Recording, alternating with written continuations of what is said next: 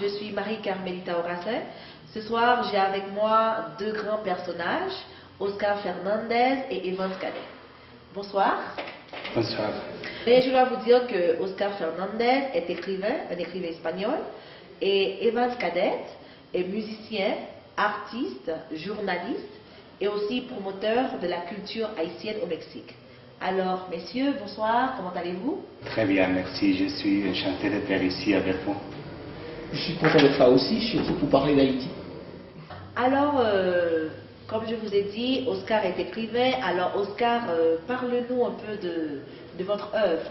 Je sais que vous avez écrit Le Piège, non? Le Piège, c'est mon premier livre, c'est d'Haïti.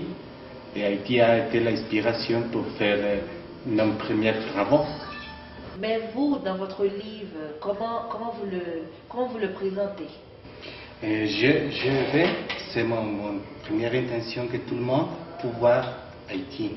C'est un pays très intéressant, avec beaucoup de choses que découvrir. Je pense qu'il a beaucoup de matériel.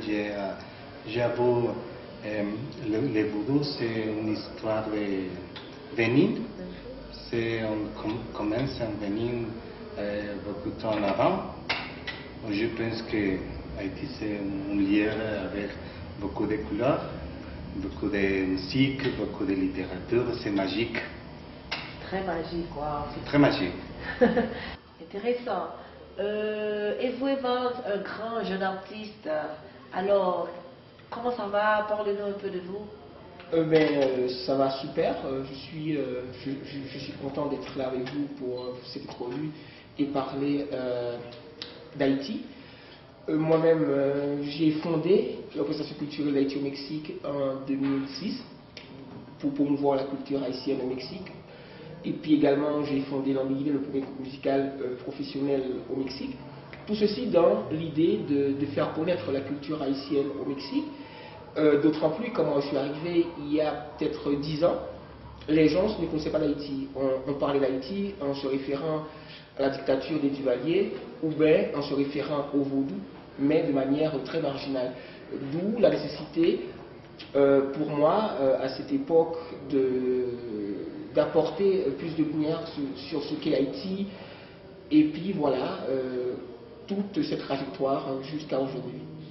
Intéressant. Et vous, Oscar, un Espagnol qui écrit sur Haïti, alors quelle a été votre source d'inspiration? Pourquoi Haïti? Il y a un incident, je n'ai fait le plan de visiter Haïti, mais Haïti m'a appelé moi. J'ai trouvé beaucoup de choses en Haïti dans un personnage plus important de mon livre qui s'appelle Napoléon Dupont. Il est un exemple ou inspiration pour ma vie. Malâche la misère et la pauvreté, tout autour de lui, il reste ferme et honnête, toujours, et aider tout le monde. Intéressant, intéressant. Et vous, Evans, alors artiste, musicien, promoteur, comment vous faites comment vous mélangez tout ça? Tout cela, moi, jusqu'à présent, autour d'Haïti, et puis autour de cette première idée qui est de promouvoir Haïti, ou bien de faire connaître cette culture victime très souvent de discrimination, très souvent de désinformation. Donc, pardon, à travers ma musique, à travers tout mon travail, donc j'apporte de nouvelles connaissances, j'apporte les couleurs, j'apporte le rythme d'Haïti au monde. Intéressant. Alors, Oscar, en quelle année vous étiez en Haïti, ou vous comptez retourner en Haïti? Quand ça a commencé alors? J'ai été en Haïti en 2002. Il y a beaucoup de temps avant, beaucoup de temps avant. Un peu. Et Haïti, c'est un pays pour découvrir. Et j'espère que les personnes visitent Haïti. Les actes, c'est une forme d'annuler la discrimination, d'annuler beaucoup de choses qu'on pense. L'acte fait sensible tout le monde. Intéressant. Et Napoléon, alors parle-nous un peu du personnage. C'est un personnage qui a changé mon vie. M'a passé mon avant et mon après, m'a fait une autre personne différente, m'a inspiré pour écrire et pour disperser son message. Intéressant. Vous écrivez en français? Non, j'ai écrit originalement en ma langue, en espagnol. Nous avons une traduction en anglais, mais j'espère qu'en français, le prochain an. Ah, intéressant. Alors, Evan, je dois vous dire que vous êtes un exemple, sincèrement, pour la jeunesse haïtienne. Un jeune artiste comme vous avez fait plein de choses. Ici au Mexique, tout le monde vous considère parce que, comme on le sait, c'est vous qui avez amené la musique haïtienne au Mexique. Alors, quel serait votre message ou quelle a été votre motivation? Ou quel est ce grand secret pour les autres jeunes qui vous regardent maintenant pour qu'ils puissent marcher sur cette même route-là? Je sais que Oscar n'est pas passé seulement le mois en Haïti, mais il le sait. Quelqu'un qui a vécu ou qui a grandi en Haïti, dans sa vie, il a dû faire face à des moments vraiment difficiles, des moments comme coup d'État que moi j'ai vécu dans ma vie. On fait face à des situations dans la vie qui t'obligent à te battre.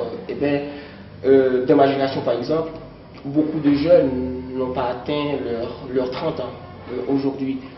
Donc je considère que je suis un Haïtien qui a pu jouir de beaucoup de bénédictions du ciel même. Donc pour cela, je veux partager cette même bénédiction avec les jeunes de mon peuple, leur proposer une route à suivre pour faire grandir leurs rêves et finalement pour offrir une meilleure Haïti à nos enfants de demain. Et vous, Oscar, alors, quels sont vos projets? Un projet, c'est comme tous les artistes, c'est un ambassadeur de la culture. Un ambassadeur. Ambassadeur, Oui. excusez-moi. Ambassadeur. J'ai inventé les... Non, c'est bon. C'est un ambassadeur. Un ambassadeur. Ambassadeur. Ambassadeur. Ouais. C'est un ambassadeur de la culture et montrer les meilleurs visages de le pays. C'est ça. Par exemple, c'est comme vous avez commencé à faire, et vous êtes ambassadeur de la culture haïtienne, parce que je sais que vous êtes sur plein de projets dans le social. En 2012, vous étiez avec Jorge Campos. Là aussi, je sais que vous avez plein de projets. Maintenant, parlez-nous un peu de vos projets. Je suis de la musique, mes projets de disques. Du coup, j'ai terminé un premier travail de disque qui aura sorti prochainement.